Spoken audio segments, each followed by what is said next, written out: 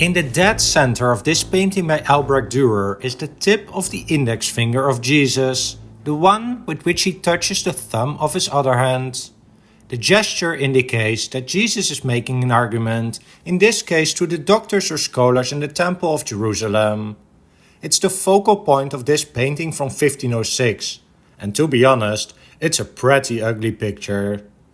Dürer painted it in just 5 days and has not made an effort to make the doctors look pretty in any way. There has been a lot of speculation on why he did this, as we know from other works by Dürer that he was actually a very gifted artist who could draw and paint the most beautiful things in great detail. One common argument is that Albrecht Dürer may have been an anti-Semitic, and this is the reason he portrayed these Jewish doctors so ugly.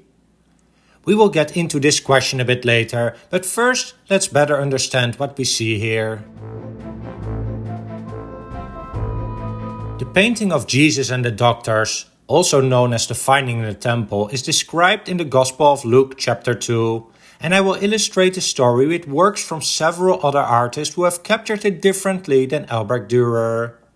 Luke described that Jesus is 12 years old when he traveled with his parents to Jerusalem to celebrate the Passover festival, something they did every year. At the end of the festival, the parents of Jesus went home together with many other travelers from their hometown. But after a full day of traveling, Mary and Joseph got concerned that they had not seen Jesus, and after some asking around, they decided to return to Jerusalem to look for him.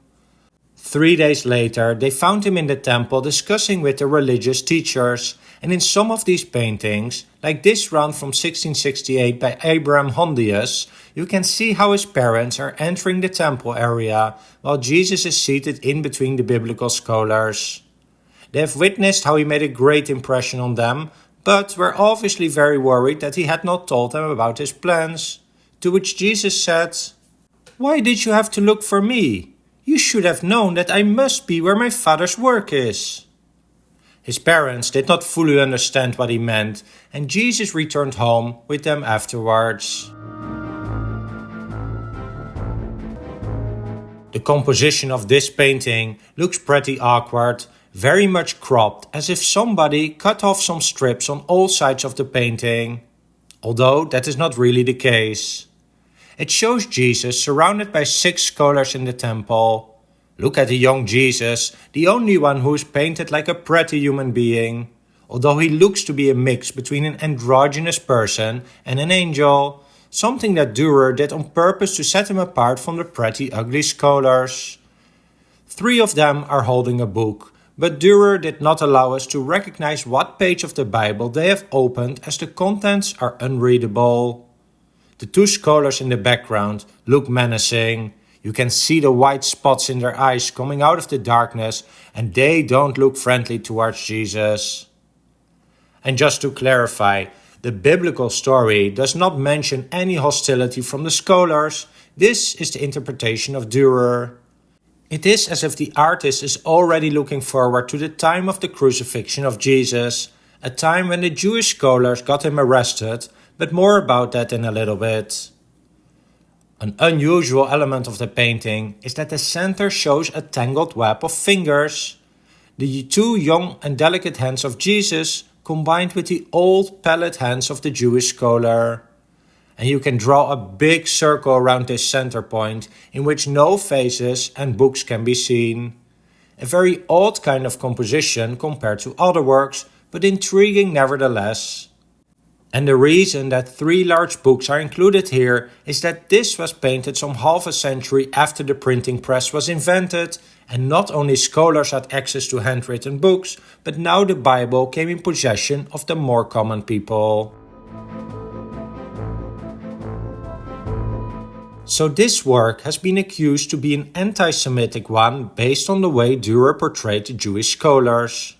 By cropping the composition, the contrast between the relatively beautiful Jesus and the ugly scholars becomes very prevalent. But why would he do that? And was he indeed not fond of Jews? The contrast is strongest between Jesus and the old man on his right, the one who is tangling with Jesus' hands. First, the scholar does not keep any proper distance from Jesus, as we would expect from normal conversations between people.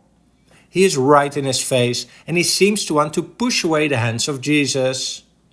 It gives the feeling that the artist has strong animosity against the Jewish scholars, a sentiment that was actually shared by many other people in 16th century Germany.